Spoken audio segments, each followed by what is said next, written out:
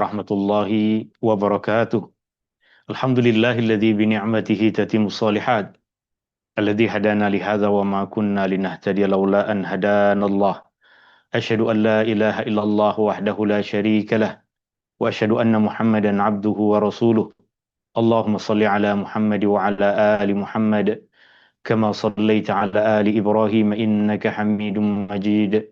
اللهم بارك على محمد وعلى آل محمد كما باركت على آل إبراهيم إنك حميد مجيد سبحانك لا علم لنا إلا ما علمتنا إنك أنت السميع العليم اللهم إنا نسألك علما نافعا ورزقا طيبا وعملا متقبلا يا الله يا رحمن يا رحيم يا الله berkatilah umur kami ya Allah berkatilah ahli keluarga kami.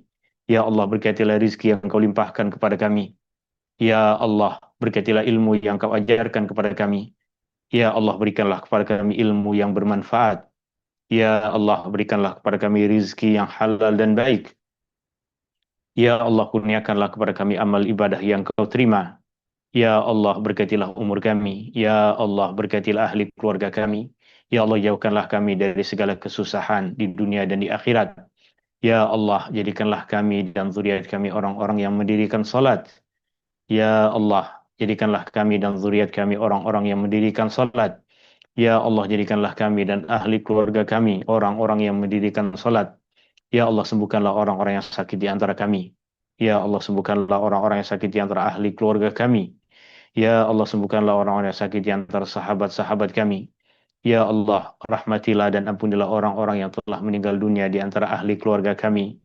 Ya Allah, berikanlah kepada kami kebaikan di dunia. Ya Allah, berikanlah kepada kami kebaikan di akhirat.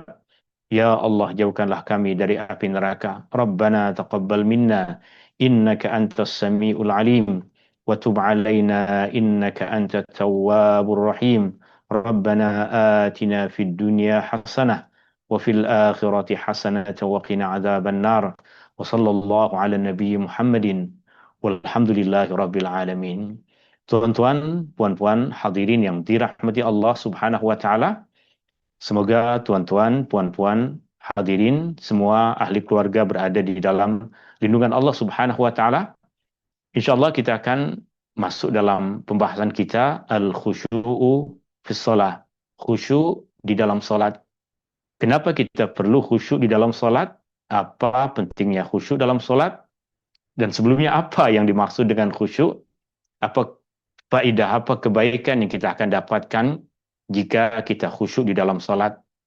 Dan bagaimana langkah-langkah yang mesti kita lalui agar kita mencapai kekhusyuan di dalam salat? Tuan-tuan, puan-puan, hadirin yang dirahmati Allah Subhanahu wa taala, kita semua tahu amalan pertama yang akan dihisab oleh Allah Subhanahu wa taala pada hari kiamat nanti adalah salat.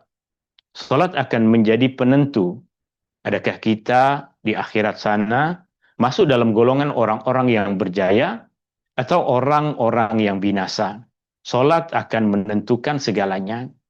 Itu yang kita fahami dari apa yang Rasulullah sallallahu alaihi wasallam sabdakan pada satu hadis yang diriwayatkan oleh Imam At-Tirmizi, Ibnu Majah, An-Nasa'i daripada sahabat Nabi sallallahu alaihi wasallam Abu Hurairah radhiyallahu an, di mana Rasulullah sallallahu alaihi wasallam bersabda, "Inna awwala ma yuhasabu bihi al-'abdu yaumal qiyamati min 'amalihi salatuh." Sesungguhnya perkara pertama yang akan dikira, perkara pertama yang akan dihisab dari amalan seorang hamba pada hari kiamat nanti adalah salatnya. Fa in saluhat faqad aflaha wa anjah. Jika salatnya baik, maka sungguh dia akan beruntung dan berjaya. Salat baik akan jadi beruntung dan berjaya. Jika salat saya baik, saya mesti akan berjaya, saya mesti akan mendapatkan keuntungan di akhirat. Jika salat puan baik, mesti akan mendapatkan kejayaan dan keuntungan di akhirat. Jika salat tuan baik, itu yang dijanjikan oleh Rasulullah sallallahu alaihi wasallam, faqad aflaha wa anjah.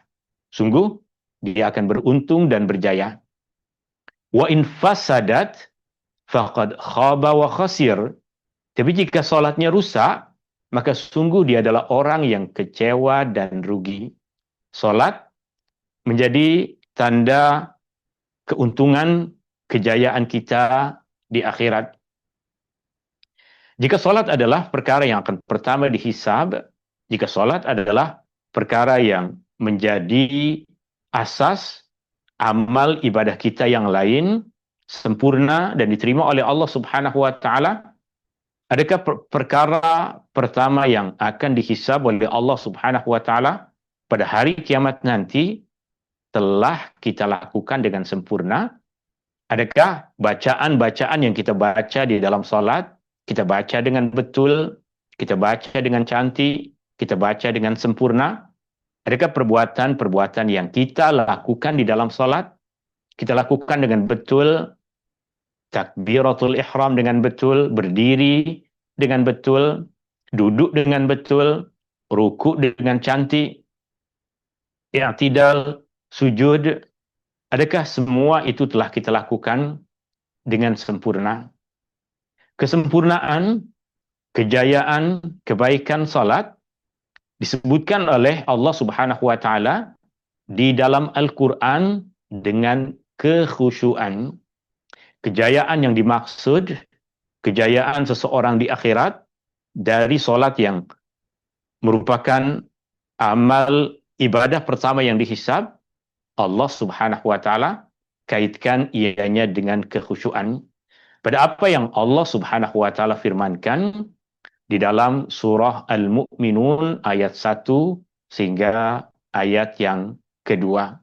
Tuan-tuan dan puan-puan yang dirahmati Allah Subhanahu wa taala, sepanjang majlis ilmu ini, jika tuan-tuan dan puan-puan mendapatkan satu maklumat yang penting, mendapatkan satu ilmu yang baharu, yang cantik untuk dikongsikan, boleh tuan-tuan dan puan-puan kongsikan bersama dengan kita di dalam chat room ini, agar yang lain yang terlepas pandang maklumat tersebut boleh melihat dari apa yang nanti dikongsikan di dalam chat yang ditulis oleh tuan-tuan dan puan-puan.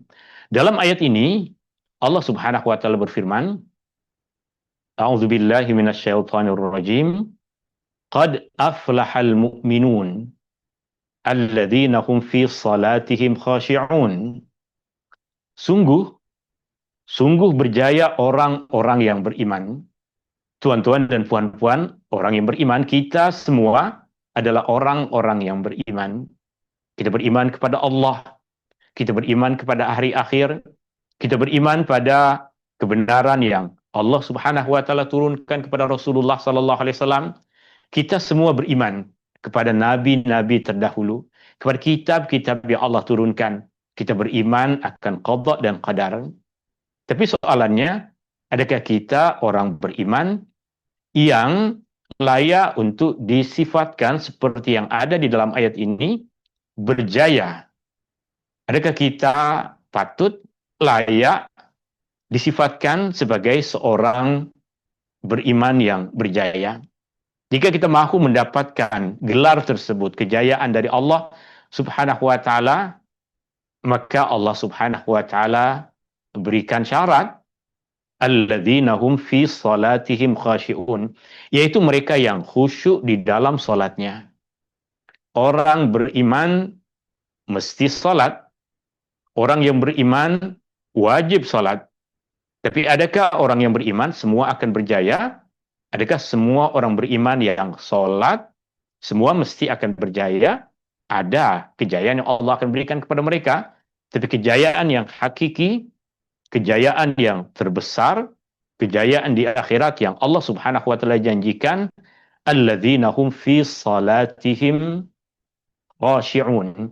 Mereka orang-orang yang di dalam salat, mereka adalah orang-orang yang khusyuk. Ini yang kita mahu capai di akhir majlis ilmu ini. Ini perkara yang ingin kita dapatkan di akhir majlis ilmu ini.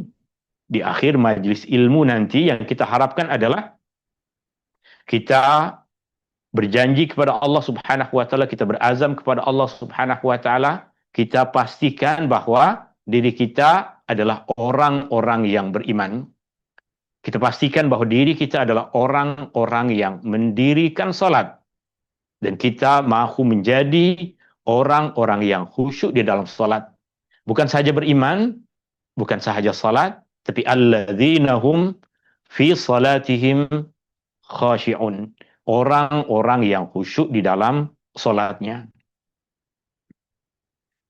Allah Subhanahu wa taala sebutkan tentang kejayaan. Qad aflahal mu'minun. Sungguh berjaya orang-orang yang beriman, yaitu orang-orang yang khusyuk di dalam salatnya. Kejayaan, ada kejayaan dunia, ada kejayaan akhirat. Kejayaan dunia adalah sesuatu perkara yang remeh, kecil bagi Allah Subhanahu wa taala. Allah Subhanahu wa taala boleh berikan apa sahaja kejayaan dunia kepada siapa sahaja. Fir'aun, orang yang derhaka, Allah berikan kepada dia kejayaan dunia, kekuasaan yang besar. Orang-orang yang tidak beriman, orang-orang yang kafir, banyak diberikan kepada mereka oleh Allah Subhanahu wa taala kejayaan-kejayaan dunia. Tapi kita orang yang beriman, kita bukan mahu semata-mata kejayaan dunia. Kejayaan dunia patut kita dapatkan, patut kita raih. Kejayaan dunia mesti Allah akan berikan kepada kita jika kita berusaha, jika kita bekerja, jika kita mencari dengan semangat, dengan jalan yang betul. Kejayaan mesti Allah Subhanahu wa taala berikan. Tapi kejayaan dunia bukan menjadi tujuan utama kita. Ketika kita salat, tujuan utama kita bukan untuk mendapatkan kejayaan dunia.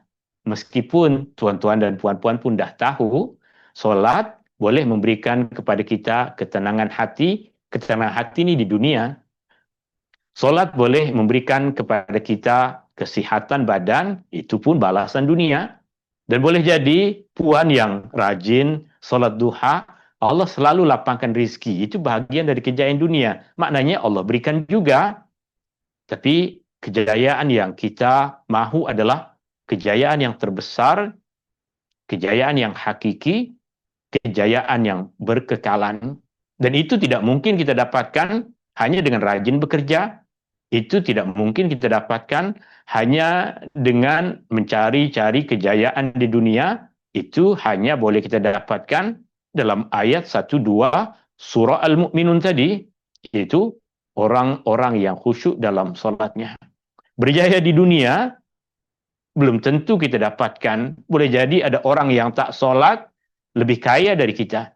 Ada orang kafir lebih kaya dari kita. Boleh di dunia. Tapi kejayaan di akhirat, khusyuk dalam salat, itulah kuncinya.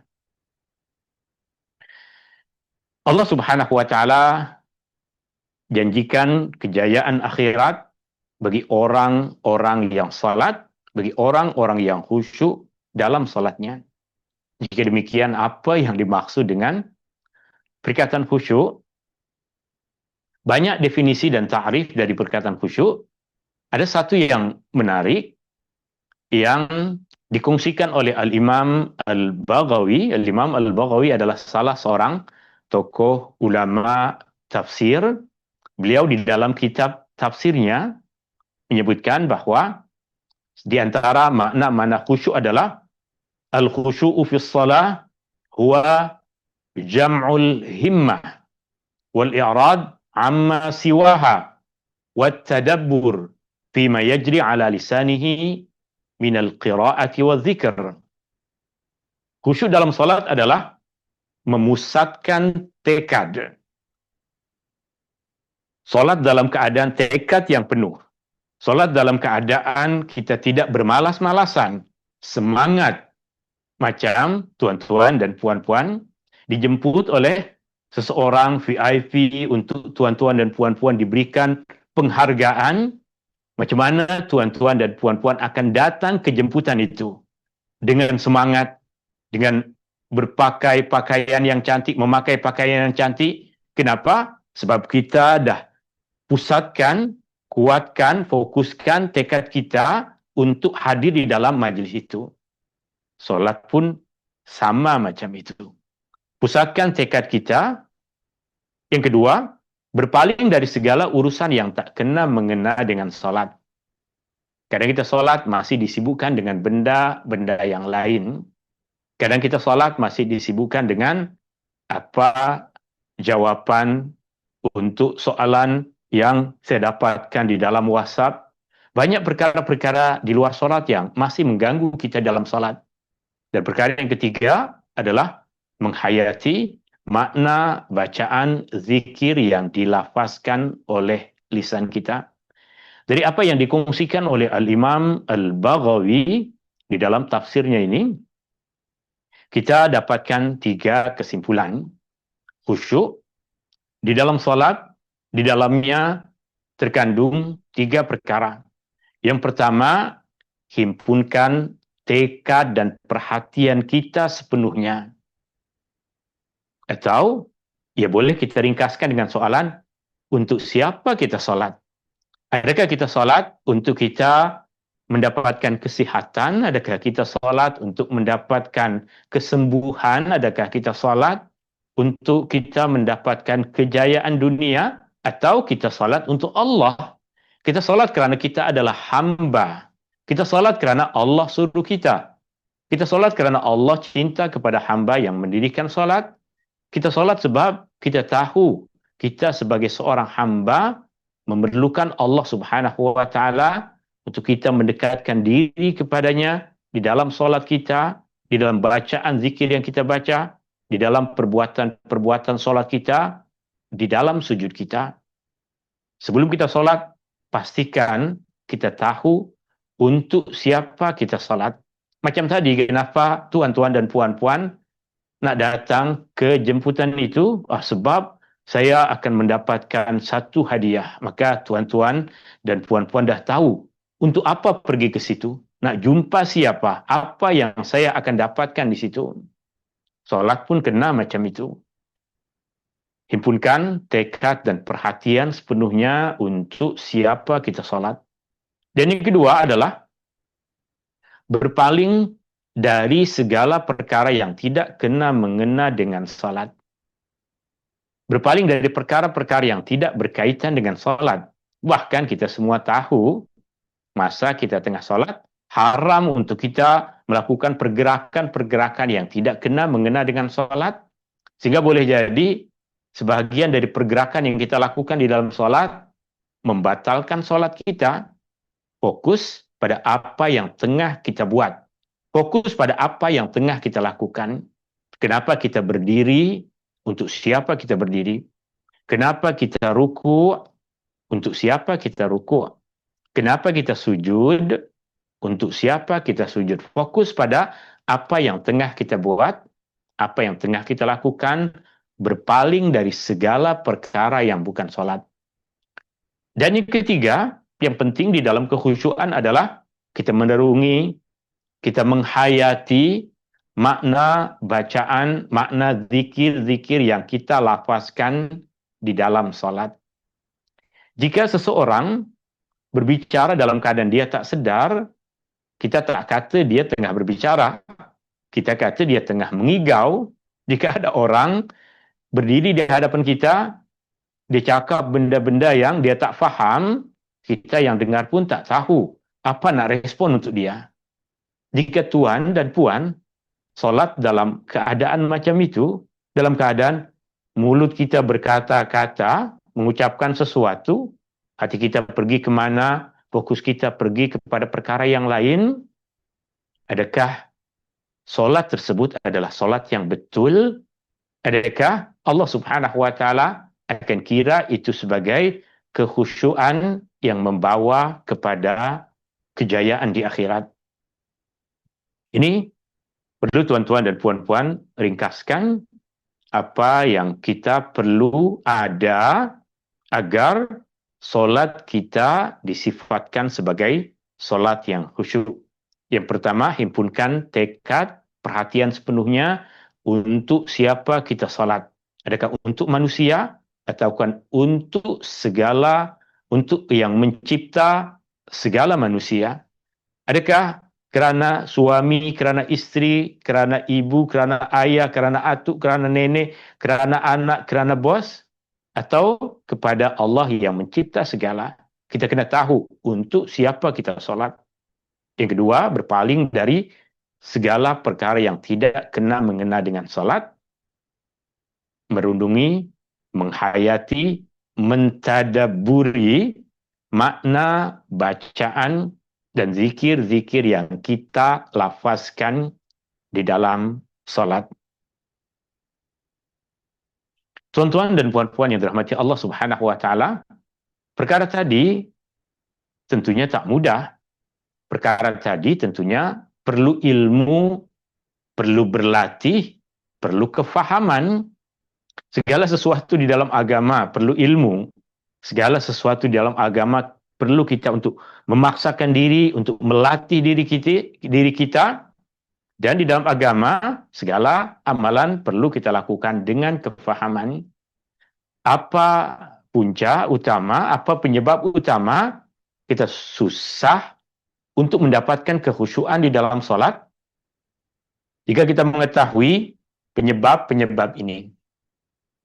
Jika kita boleh tahu punca-punca utama kenapa susah kita nak khusyuk dalam solat, kita boleh mencari ubatnya. Jika kita tahu apa yang sakit, mudah untuk kita mencari obatnya. Jika datang ke dokter pun tak tahu apa sakit yang kita rasa, dokter susah untuk membantu. Jika terus kita berikan maklumat kepada dokter, perut saya yang sakit, dokter akan terus fokuskan kepada itu. Apa yang menjadi penyebab kita susah nak khusyuk? Apa yang menjadi penyebab khusyuk kita hilang? Dan bagaimana solusinya? Bagaimana kita mengatasi keadaan ini? Untuk kita menjawab tentang soalan tadi, kita membaca satu hadis diriwayatkan daripada sahabat Nabi SAW, Ali bin Abi Thalib radhiyallahu an. Beliau menceritakan seorang lelaki Ansar menjemputnya dan juga menjemput Abdurrahman bin Auf. Maknanya menjemput ramai sahabat-sahabat Nabi SAW, lalu dia memberi mereka minuman sebelum arak diharamkan. Maknanya jemputan ini terjadi di Madinah pada tahun pertama Rasulullah SAW hijrah ke Madinah. Pada tahun pertama Rasulullah SAW hijrah di Madinah, banyak lagi ayat-ayat Al-Quran yang belum diturunkan. Dan di antara ayat Al-Quran yang belum diturunkan adalah ayat yang mengharamkan arak, ayat yang mengharamkan minuman keras. Sehingga pada ketika itu, pada awal Islam dan awal hijrah Nabi SAW, sebahagian dari sahabat Nabi SAW ada yang minum arak. Kenapa mereka minum arak? Sebab pada ketika itu arak belum lagi diturunkan pengharamannya. Artinya selepas lebih kurang 1 tahun atau 2 tahun selepas hijrah Nabi SAW, Allah Subhanahu wa taala baru menurunkan ayat Al-Quran yang menegaskan tentang pengharaman arak. Masa jemputan ini dibuat oleh seorang sahabat dari kaum Ansar, arak belum lagi diharamkan sehingga semua yang dijemput untuk jamuan hari itu, mereka dihidangkan makanan. Lepas dihidangkan makanan, mereka akan dijamu dengan minuman. Dan minuman yang dikenal oleh masyarakat Arab pada ketika itu adalah arak. Minuman yang memabukkan. Tapi peristiwa ini terjadi di petang hari. Selalunya arak yang dihidangkan di petang hari adalah arak yang bercampur. Maknanya dia tidak 100% arak dicampur dengan air, dicampur dengan minuman yang lain agar kesan memabukkannya kurang. Maka Ali bin Abi Thalib radhiyallahu anhu, dalam riwayat ini ada riwayat yang lain mengatakan orang lain, tapi dalam riwayat ini Ali kemudian memimpin mereka salat maghrib dan dia membaca surah Al-Kafirun. Tengok tuan-tuan, puan-puan yang dirahmati Allah Subhanahu wa taala. Surah Al-Kafirun, tuan dan puan yang tidak berada dalam keadaan mabuk baca surah Al-Kafirun, kadang berpusing-pusing, balik lagi. Wala ana abidum ma'abatum wala antum abiduna ma'abud wala ana abidum ma'abatum kita yang tidak minum arak, kita baca surah Al-Kafirun pun pusing-pusing. Balik situ lagi, ulang lagi, balik situ lagi, ulang lagi. Terlebih lagi, orang yang pada ketika itu datang waktu sholat maghrib, dia masih separuh sedar.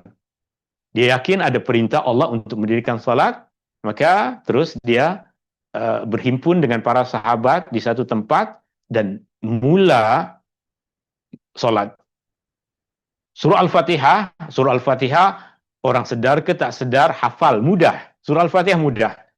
Tapi kesilapan imam hari itu, selepas surah Al-Fatihah, dia baca surah Qul ya ayyuhal kafirun, maka dia tersilap ketika membacanya. Kemudian Allah Subhanahu wa taala turunkan ayat yang ke-43 dari surah An-Nisa, firman Allah Subhanahu wa taala, la taqrabus salata wa antum sukara hatta ta'lamu ma taqulun. Jangan kamu menghampiri salat sedang kamu dalam keadaan mabuk sehingga kamu mengetahui, sehingga kamu sedar apa yang kamu katakan. Tadi imam yang tengah mabuk tak tahu apa yang dia baca. Tadi imam yang tengah dalam keadaan separuh sedar, separuh mabuk, dia tak tahu apa yang dia katakan. Maka Allah Subhanahu wa taala turunkan kepada Rasulullah ayat yang melarang orang solat dalam keadaan mabuk. Tidak boleh solat dalam keadaan mabuk. Apa sebabnya? Sebab tak tahu apa yang dikatakan. Orang tak boleh solat dalam keadaan mabuk. Kenapa? Sebab tidak tahu apa yang kamu katakan. Ayatnya, jika kita baca, kita jumpai di dalam surah An-Nisa ayat 43. Ya ayyuhalladzina amanu, wahai orang-orang yang beriman, la taqrabus salat, jangan kamu menghampiri solat, wa antum sukara, dalam keadaan kamu mabuk. Hatta ta'lamu ma taqulun, sehingga kamu mengetahui apa yang kamu katakan. Saya ulangi sekali lagi. Kenapa orang yang mabuk Allah larang untuk solat? Jawabannya ada dalam ayat ini, kerana orang yang mabuk tak tahu apa yang dikatakan, tak sedar apa yang dikatakan. Sekarang, tuan dan puan, tengok kepada diri sendiri, tanya kepada diri kita sendiri, adakah tuan-tuan dan puan-puan mabuk? Adakah tuan-tuan dan puan-puan minum arak? Saya yakin jawapannya semua sama. Tidak. Haram minum arak. Saya tidak akan menyentuhnya. Saya tidak akan minum arak. Tapi, adakah tuan-tuan dan puan-puan sedar, tahu, faham apa yang kita baca dalam solat? Jika jawapannya tidak, apa beza? Apa beza antara keadaan antara kita dengan orang yang minum arak? Orang yang minum arak tak sedar, tak faham apa yang dia baca dalam solat. Kita tak minum arak juga tak sedar, tak tahu, tak faham apa yang kita baca di dalam solat kita. Maka penting bagi kita, penting bagi tuan-tuan dan puan-puan, penting bagi kita semua untuk mencapai kejayaan tadi.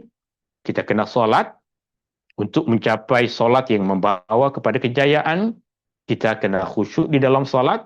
Salah satu poin khusyuk yang disebutkan oleh Imam Al-Baghawi adalah kita memahami, kita menghayati, kita mentadabburi bacaan yang kita baca di dalam solat, apa yang kita lakukan di dalam solat, zikir yang kita ucapkan di dalam solat, agar solat kita tidak seperti orang yang mabuk.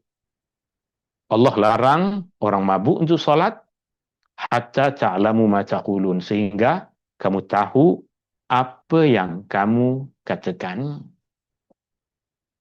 Apa yang menjadi penyebab utama hilangnya kekhusyuan meskipun kita tak mabuk? Tadi imam dari sahabat Nabi, dia tak khusyuk dalam solat sebab dia mabuk. Kita pula yang tidak mabuk, apa penyebabnya? Apa penyebabnya? Kita kena diagnos keadaan ini agar kita tahu penyebab punca utama. Selepas kita tahu punca utama, kita bolehlah cari solusi, cari jalan keluar agar kita mendapatkan kekhusyuan di dalam solat kita. Kita tak sedar, kita tak tahu, kita tak faham apa yang kita lakukan dalam solat. Kenapa kita berdiri? Kadang, tuan-tuan dan puan-puan yang dirahmati Allah Subhanahu wa Ta'ala, terkadang kita baru sedar bahwa kita solat selepas Assalamualaikum warahmatullahi, Assalamualaikum warahmatullahi. Baru sadar, tadi saya solat. Tadi saya solat. Kita baru sedar lepas kita salam, baru kita sadar bahwa tadi kita solat. Masa tadi kita solat, kita pergi kemana? Tak tahu. Keadaan kita sama dengan wa antum sukara. Kamu semua berada dalam keadaan mabuk. La taqrabus solah. Patutnya kita tak solat. Hatta ta'lamu ma taqulun. Sehingga kamu tahu apa yang kamu katakan. 3 perkara utama yang menyebabkan kita tak faham. 3 perkara utama yang membuat kita tak sedar di dalam solat kita. 3 perkara utama yang membuat kita tak fokus dalam solat. 3 perkara utama yang menjauhkan kita dari kekhusyuan adalah yang pertama, bisikan syaitan. Yang kedua, kelalaian kita. Sebab kadang ni, di bulan Ramadan pun yang syaitan tengah dibelenggu oleh Allah, sebab kitanya lalai, so tak payahlah kita fitnah dan buruk-burukan syaitan yang dah buruk tu, dengan mengatakan, susahlah saya nak khusyuk dalam solat sebab syaitan asyik ganggu kita. Boleh jadi itu gangguan syaitan, tapi boleh jadi ada keadaan di mana syaitan pun tengah rehat, tengah bercuti, tengah buat kerja yang lain, tapi kitanya yang memang lalai, kita yang memang disibukkan dengan perkara-perkara dunia. Dan yang ketiga adalah kerana kejahilan. Berkaitan dengan punca utama yang pertama, penyebab utama yang pertama iaitu bisikan syaitan. Bisikan syaitan ini pada perkara pertama yang tadi disebutkan oleh Al-Imam Al-Baghawi, pada tekad kita, pada azam kita, pada niat kita, pada keikhlasan kita. Kita kena kuatkan niat kita, azam kita bahawa saya solat kerana Allah. Maka kenapa dulu sebagian ulama suruh kita untuk mengucapkan lillahi ta'ala. Meskipun Rasulullah SAW tak buat perkara itu. Kerana kita mahu agar kita menguatkan keazaman kita dalam salat. Bukan kerana kita mahu melakukan satu perkara yang Rasulullah tak ajar, tapi cabaran antara diri kita dengan Rasulullah berbeza. Maka terkadang ada guru kita yang ajarkan, ucapkanlah lillahi ta'ala masa kita memulakan salat, agar kuat kemantapan kita, keikhlasan kita kepada Allah Subhanahu wa Ta'ala. Bisikan syaitan pada niat dan keikhlasan, dan bisikan syaitan pada bacaan dan amalan solat. Kadang kita tengah sujud, syaitan datang dan membisikkan, tadi dah baca surah Al-Fatihah ke belum? Maka kita pun, pikiran kita terganggu. Solat kita terganggu. Dah baca Fatihah ke belum? Tadi sujud rakaat pertama 1 kali ke 2 kali puan. Jadi rakaat yang pertama baca Al-Fatihah ke tak? Jadi rakaat yang pertama kita dah berada dalam rakaat yang kedua ni. Kita tengah ada dalam rakaat yang kedua. Bisikan syaitan mengganggu kita, mempersoalkan, mempertanyakan. Tadi rakaat pertama rukuk ke tak? Tadi rakaat pertama baca Al-Fatihah ke tak? Tadi rakaat pertama sujud 1 kali ke 2 kali. Kuat bisikan syaitan pada kita, mengganggu niat, mengganggu keikhlasan kita, mengganggu bacaan kita, mengganggu amalan-amalan yang kita lakukan di dalam solat kita. Perkara yang kedua yang menjadi punca utama, kita tak sedar dalam solat, kita tak khusyuk dalam solat, meskipun kita tidak tengah berada dalam keadaan mabuk, kita tak minum arak, tapi kelalaian kerana hati disibukkan dengan dunia, keadaan yang mengganggu, puan tengah masak, ayam yang tengah digoreng hangus ketak. Disibukkan dengan perkara lain, tak fokus dengan apa yang tengah kita buat. Atau keadaan-keadaan yang mengganggu, cucu, berteriak, bising, menangis. Kelalaian tersebut terjadi sama ada hati kita disibukkan dengan apa-apa urusan dunia yang lain, atau keadaan yang terjadi pada kita yang mengganggu kita. Yang ketiga, apa yang menjadi punca utama susah untuk kita mendapatkan kekhusyuan adalah kerana kejahilan. Maksud kejahilan adalah kita kurang belajar, kurang ilmu, kurang kefahaman. Kerana kita tak faham apa yang kita baca di dalam solat. Dah berpuluh tahun kita solat, tapi tak tahu apa maksud Rabbighfirli warhamni wajburni. Dah bertahun-tahun kita solat, tapi tak faham lagi apa maksud At-tahiyyatul mubarakatus salawatu tayyibatu lillah. Dah bertahun-tahun kita solat, tapi ihdinas siratal mustaqim. Kita masih tak faham. Kejahilan maknanya kita kena senaraikan balik. Tuan-tuan dan puan-puan kena senaraikan balik perkara-perkara dalam solat yang kita dah faham dan kita belum faham. Macam mana caranya tuan-tuan dan puan-puan? Nanti satu ketika lepas kelas, tulis apa perbuatan-perbuatan dalam solat, tulis apa bacaan-bacaan dalam solat, bukan bacaannya, contoh. Tulis takbiratul ihram, tulis perkataan takbiratul ihram, bukan tulis Allahu Akbar. Tulis takbiratul ihram, tulis surah Al-Fatihah, tulis zikir ruku, zikir i'tidal, zikir sujud, kemudian tengok balik. Mana yang tuan dan puan dah hafal, dah faham, berikan tanda, saya dah faham, saya dah faham, saya dah faham, ini belum faham. Jika semua dah faham, alhamdulillah, berkurang sedikit apa yang menjadi punca hilangnya kekhusyuan. Jika belum, maka pasang azam, saya kena belajar. Jika belum faham, jika masih keliru, pasang azam yang kuat, saya mesti menuntut ilmu. Kejahilan ada pada apa yang kita baca, maka tuan dan puan ada tugas untuk membuat senarai itu. Senarai apa yang kita lakukan di dalam solat, senarai apa yang kita baca dalam solat, yang kita dah faham berikan tanda, yang kita belum faham berikan tanda agar pasang azam kuat, saya mesti belajar. Saya mesti belajar. Saya mesti belajar. Dan juga kekeliruan pada hukum hakam ini banyak mengganggu kita, menyebabkan kita tak khusyuk di dalam solat kita. Betul ke? Saya terlupa untuk membaca doa kunut. Ini dah sujud. Dah tak fokus dah. Pikiran kita dah lari dah. Apa yang kita saya buat? Patah balik berdiri ke? Buat sujud sahwi ke? Macam mana nanti cara sujud sahwi? Sujud sahwi wajib ke? Tak wajib? Itu yang jadi dalam fikiran kita. Soalan-soalan yang mengelirukan di dalam solat, itu yang mengisi kepala kita masa tengah solat. Tak sepatutnya.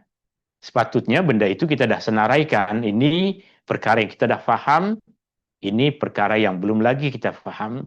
Jika banyak perkara-perkara yang dalam solat, yang terjadi dalam solat, yang kita masih terkeliru, kita akan kembali pasang azam. Saya mesti belajar. Saya mesti menuntut ilmu. Saya mahu mendapatkan kekhusyuan di dalam solat kita dengan jalan yang betul, dengan jalan yang tepat, dengan jalan yang memberikan kesan, yaitu dengan menuntut ilmu, dengan belajar. Ini 3 perkara yang menjadi punca utama susahnya kita untuk khusyuk dalam solat. Bisikan syaitan pada niat, pada keikhlasan, pada bacaan dan amalan solat. Yang kedua, kelalaian hati kita masih memikirkan tentang urusan-urusan lain dalam dunia atau ada keadaan yang mengganggu kita. Yang ketiga adalah kejahilan, kejahilan pada tak faham apa yang kita baca dan juga keliru tentang hukum hakam yang ada di dalam solat kita. Selepas kita tahu apa yang menjadi punca, apa yang penyebab ini, kita mahu mencari solusinya. Kita mahu di akhir kelas ini, kita dapat ilmu, kita dapat kefahaman, kita dapat azam. Punca utama khusyuk, kita dah tahu. 3 perkara, tuan-tuan dan puan-puan boleh tulis, dalam nota ada, tapi selalunya jika kita berfikir, tak apalah, dalam nota ada, nanti saya baca, kita tak baca lagi. Jika kita tulis, kita catat apa yang kita pelajari, maka ia akan membantu kita untuk ingat, ia akan membantu kita untuk faham. Punca hilangnya khusyuk, 3 perkara tadi, kita dah hafal, kita dah tahu. Sekarang kita dah tahu solusinya, apa yang kena kita buat, apa yang perlu kita lakukan agar kita boleh kurangkan, bahkan hilangkan semua yang menjadi punca utama kita tak boleh khusyuk di dalam solat kita. Kita ringkaskan ia kepada 5 perkara. Apa yang menjadi solusi untuk kita menghilangkan perkara yang menjadi punca utama kita tak boleh khusyuk. Kita ringkaskan kepada 5 perkara utama. Yang pertama, sebelum kita memulakan solat, jauhkan perkara-perkara yang mengganggu. Banyak perkara-perkara yang mengganggu. Kita sebutkan beberapa contohnya. Kita ambil contoh yang pertama dari hadis Nabi SAW, hadis yang diriwayatkan oleh Imam Muslim daripada istri baginda Aisyah radhiyallahu anha. Beliau berkata, Rasulullah SAW bersabda, "La salata bi hadrati ta'am, wala huwa yudafi'uhu al-akhbathan." Tidak sempurna solat apabila berdekatan dengan makanan. Jika ada benda-benda yang mengganggu kita di persekitaran tempat solat kita, kita mesti jauhkan terlebih dahulu atau solat di tempat yang lain. Kadang-kadang tengah tengok TV, kita pula solat dekat situ, suara dari TV, dari radio itu, gambar yang ada di hadapan kita juga mengganggu solat kita. Boleh jadi itu gambar saya, Ustaz, masa dulu bercuti dengan arwah suami. Dia tak pernah pun mengganggu saya. Okey? Tapi masa takbiratul ihram mula teringat. Mula teringat perjalanan itu sebab gambarnya itu ada di hadapan kita masa kita tengah solat. Jangan solat menghadap kepada sesuatu yang boleh mengganggu. Rasulullah sahaja pernah suruh Aisyah, istri baginda, untuk tukar cadar rumah Rasulullah SAW sebab ada gambarnya. Maka dalam hadis ini, jangan solat berdekatan dengan makanan, terlebih lagi apabila kita tengah berada dalam keadaan lapar. Jika lapar, makanan dah dihidangkan, makan dulu, lepas makan baru kita solat. Jauhkan perkara yang mengganggu. Jika makan dah dihidangkan, dan kita berada dalam keadaan lapar, makan dulu, jangan solat dalam keadaan memikirkan tentang makanan. Atau wala huwa yudafi'uhu al-akhbathan, atau orang yang solat dalam keadaan terdesak oleh 2 hadas, nak pergi tandas, perut dah sakit, tak apalah, solat je lah dulu, nanti lepas solat barulah pergi tandas. Dah wudu, susah lagi nanti nak buka telekung. Jika memilih untuk melanggar apa yang Nabi sebut, memang solat kita dalam keadaan tergesa-gesa, solat kita dalam keadaan menahan sesuatu, solat kita dalam keadaan tak fokus. Ini perkara yang pertama. Jauhkan perkara yang mengganggu. Jauhkan perkara yang mengganggu. Selepas kita tahu perkara ini, tuan-tuan dan puan-puan, ibu ayah, maka abang yang dirahmati Allah Subhanahu wa taala. Hidup adalah ujian. Kita nak buang jauh semua perkara yang mengganggu, mustahil. Allah akan berikan kepada kita ujian. Di rumah banyak gangguan, maka kita pun pergi ke masjid. Kita salat di masjid dengan harapan gangguan-gangguan yang ada di rumah tidak kita jumpai di masjid. Hari itu pula ada kanak-kanak, atau hari itu pula ada seorang tuan, seorang remaja, seorang puan yang bunyi handphone dia lupa untuk dia silent. Lepas takbiratul ihram, mula ringtone dia berbunyi, lagu dangdut ke, lagu apa ke, lagu Melayu ke, lagu putih ke, lagu orang putih ke, lagu Arab ke. Kita dah di masjid solat dalam keadaan seperti itu. Bahkan pernah terjadi di mana orang yang berada di belakang imam dekat dengan Bilal, yang Bilal tersebut menggunakan mikrofon, suara dari handphone tersebut mula dari takbiratul ihram sampai 2 rakaat tak berhenti. Satu masjid kena dipaksa dalam keadaan solat untuk mendengar lagu-lagu tersebut yang berulang-ulang kali. Ujian dari Allah Subhanahu wa taala terkadang datang dari perkara yang kita tidak sangkakan, tapi kita dah berusaha. Allah mesti nilai usaha kita. Kita tak boleh khusyuk pada hari itu bukan kerana kita tak usaha, tapi kerana Allah dah tentukan satu benda yang di luar kuasa kita terjadi, maka kita yakin Allah mesti menilai usaha kita. Itu yang tuan-tuan dan puan-puan kena faham. Kita dah berusaha, tapi ada juga gangguan yang kita kena yakin adalah Allah, saya dah berusaha. Allah, saya telah melakukan usaha untuk jauhkan perkara-perkara yang ganggu, tapi benda itu terjadi di luar kawalan saya. Maka Allah pun tahu usaha kita. Innallaha la yudhi'u 'amala 'amilin minkum min dzakari aw untha. Allah tidak akan sia-siakan amalan sesiapa pun, lelaki dan perempuan. Ini perkara yang pertama paling penting. Jauhkan perkara-perkara yang mengganggu kita. Yang kedua, syaitan selalu datang, dan bersyukurlah tuan-tuan dan puan-puan jika syaitan datang mengganggu kita, menunjukkan kita dianggap oleh syaitan sebagai musuh. Sebab syaitan hanya mengganggu musuhnya sahaja. Orang yang dah bersahabat dengan syaitan, dia sudah satu jalan, tak akan diganggu oleh syaitan. Kita, kerana kita musuh bagi syaitan, syaitan musuh bagi kita, maka mesti syaitan akan mengganggu. Di sini satu hadis yang diriwayatkan oleh Imam Muslim, sama hadisnya pun tuan-tuan dan puan-puan boleh jumpai di dalam nota. Abul Al-Ala meriwayatkan bahwa Utsman bin Abul As datang berjumpa Rasulullah SAW dan berkata, "Wahai Rasulullah, aku sering diganggu syaitan dalam solat." Nah, sebenarnya ini bukan aku sering diganggu oleh kita semua nih puan. Sahabat ini macam dia datang kepada Rasulullah menjadi wakil untuk kita semua. Dia jadi wakil untuk kita semua menanyakan soalan ini. Inilah keluhan tuan, inilah keluhan puan, inilah keluhan saya.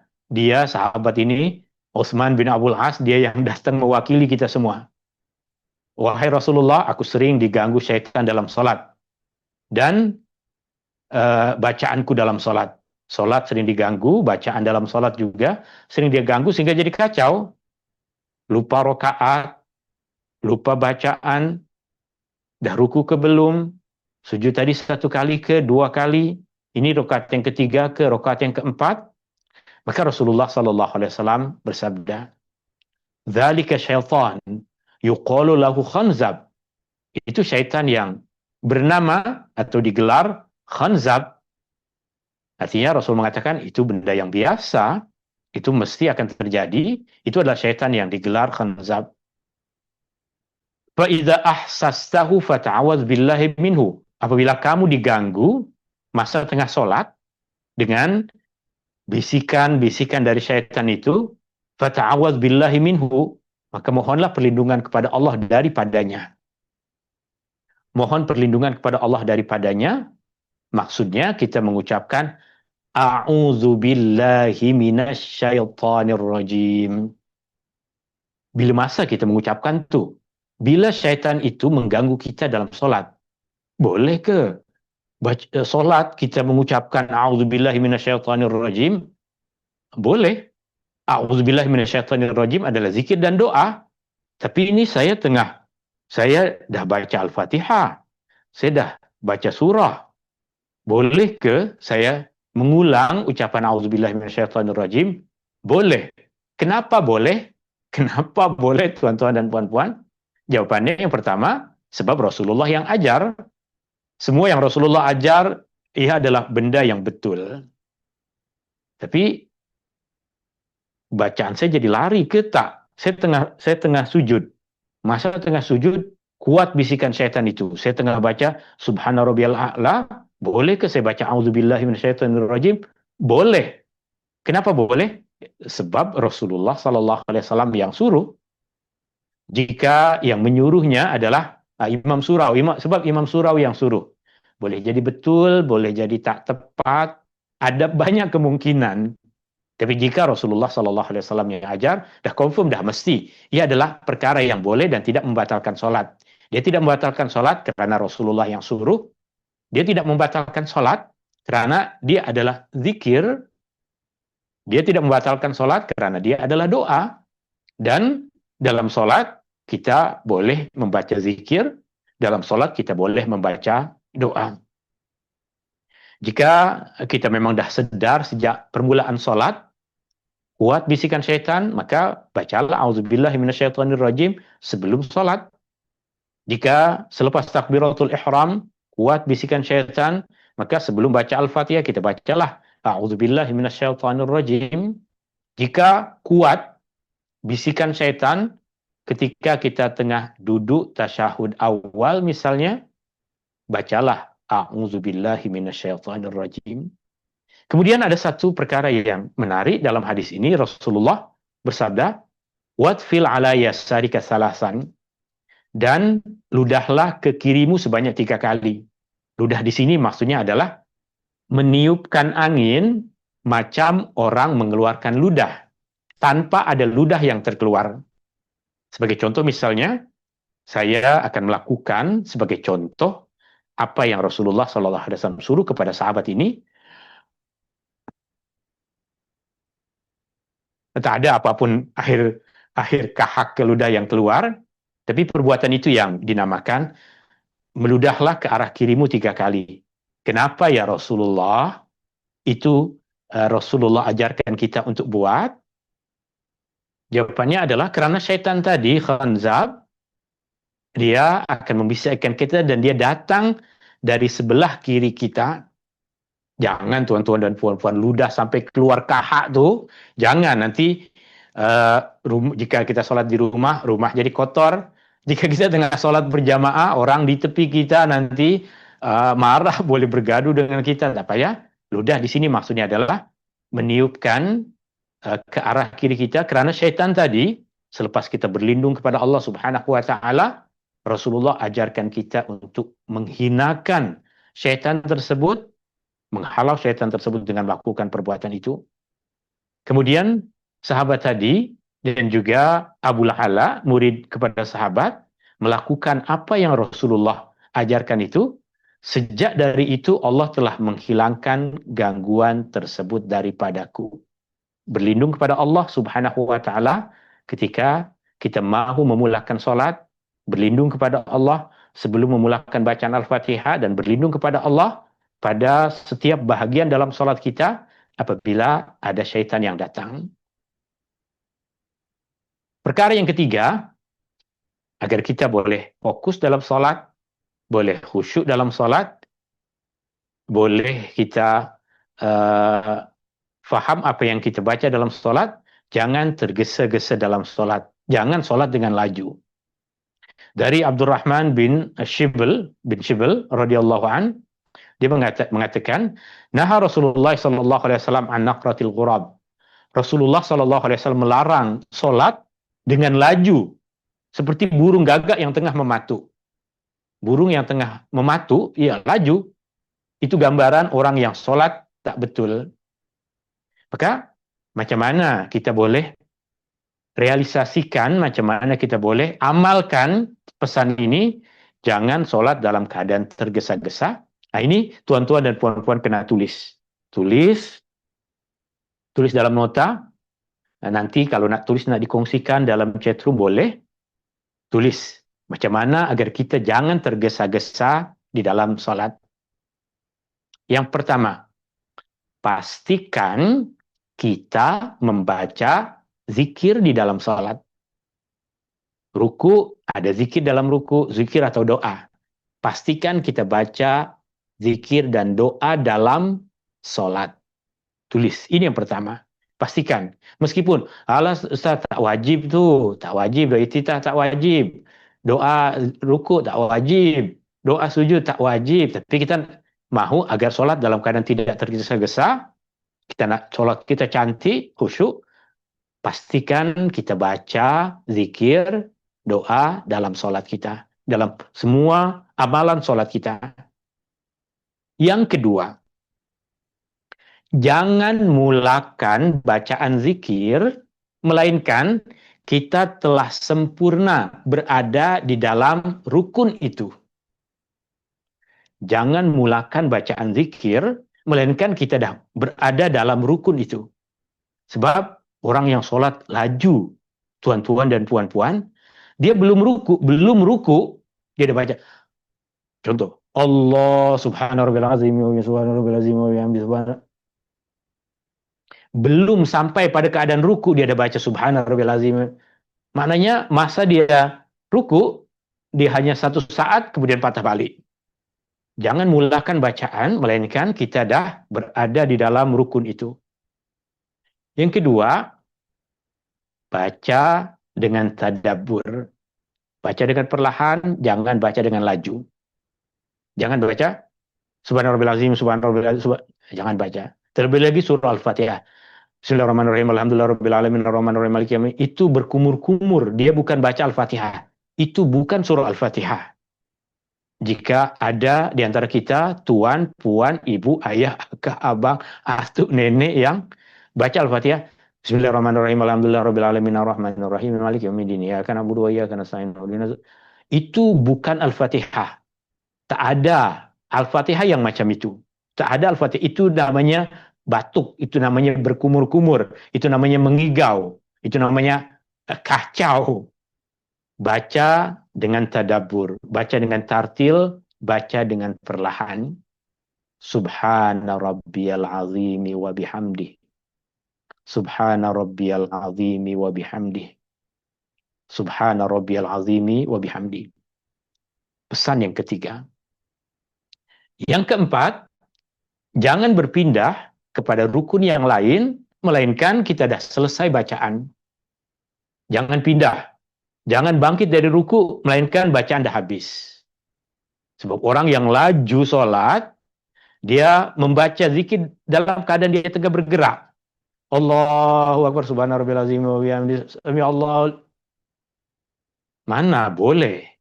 Mana boleh kita mencapai kekhusyuan, kesempurnaan solat? 4 perkara. 4 perkara. Pastikan kita baca zikir, doa. Yang kedua, jangan mulakan bacaan doa, melainkan kita dah berada dalam rukun itu. Yang ketiga, baca dengan perlahan, dengan tadabbur. Yang keempat, jangan berpindah kepada rukun yang selepasnya, melainkan kita dah habis membaca. Dah selesai baca, baru kita berpindah. Allahu Akbar ke sami Allahu liman hamidah. Yang keempat, tundukkan mata, tundukkan hati. Ini wajjahtu wajhiya lillazi fatara samawati wal ardu hanifa. Saya hadapkan, tundukkan wajah kepada Allah. Maknanya tundukkan hati kita kepada Allah dan tundukkan pandangan kita juga. Maka Nabi larang kita solat dalam keadaan tengok atas ada cicak ke ada apa. Rasulullah larang. Rasulullah larang untuk kita solat tengok kanan ke, tengok kiri ke, tanpa ada hajat, tanpa ada keperluan. Solat tengok ke atas, sampai Rasulullah pernah mengancam orang yang melakukan perkara tersebut, orang yang solat dalam keadaan tengok, memandang ke atas, boleh jadi pandangan dia tak akan lagi turun ke bawah. Maksudnya, seakan-akan Rasulullah SAW doakan agar dia hilang penglihatan. Kenapa? Kita tengah berhadapan dengan Allah. Kita tengah berhadapan dengan Allah, kita tengah bermunajat dengan Allah, kita hamba, tunduk, itu sifat hamba. Tunduk itu sifat hamba. Maka solat dalam keadaan menundukkan pandangan kita, dalam keadaan menundukkan diri kita. Tuan-tuan, puan-puan, hadirin yang dirahmati Allah Subhanahu wa taala. Yang terakhir, ini yang paling penting. Yang terakhir, ini yang paling penting. Pahami salatmu. Ayat Al-Quran tadi mengatakan, ya ayyuhalladzina amanu, wahai orang-orang yang beriman, seruan untuk ibu ayah, seruan untuk tuan-tuan dan puan-puan, seruan untuk saya, untuk kita semua, ya ayyuhalladzina amanu, la taqrabus salah. Jangan kamu menghampiri salat wa antum sukara, dalam keadaan kamu mabuk, hatta ta'lamu ma taqulun, sehingga kamu mengetahui apa yang kamu katakan. Jika kita tak tahu apa yang kita katakan, apa beza antara keadaan kita dengan keadaan orang yang mabuk. Fahami salat terfokus kepada memahami pergerakan-pergerakan yang kita lakukan. Kenapa kita berdiri? Untuk siapa kita berdiri? Kenapa kita ruku? Untuk siapa kita ruku? Bagaimana kita ruku? Kenapa kita sujud? Untuk siapa kita sujud? Bagaimana kita sujud? Itu baru faham. Jika kita hanya tahu bagaimana kita sujud, tapi tak tahu untuk siapa kita sujud, apa penyebab kita sujud, kita hanya mengetahui sebahagian. Kita perlu memahami keseluruhan. Jika kita solat dalam keadaan tidak faham kenapa kita buat perkara-perkara tersebut, maknanya kita solat dalam keadaan tak sadar, seperti orang mabuk, tak tahu kenapa dia jalan ke situ, kenapa kepala dia langgar itu, kenapa memandu melawan arah, sebab mabuk tuh, tuan-tuan dan puan-puan. Kita tak mahu solat kita macam orang yang memandu melawan arah. Kita tak mahu solat kita macam pemandu yang mabuk, yang melanggar orang. Kita mahu agar kita tahu, kita ada kuasa penuh pada apa yang kita buat. Kita pandu solat kita dengan betul. Tahu kenapa kita buat U-turn, kenapa kita pergi ke kanan, ke kiri. Maknanya kita tahu kenapa kita berdiri, kenapa kita ruku, kenapa kita sujud.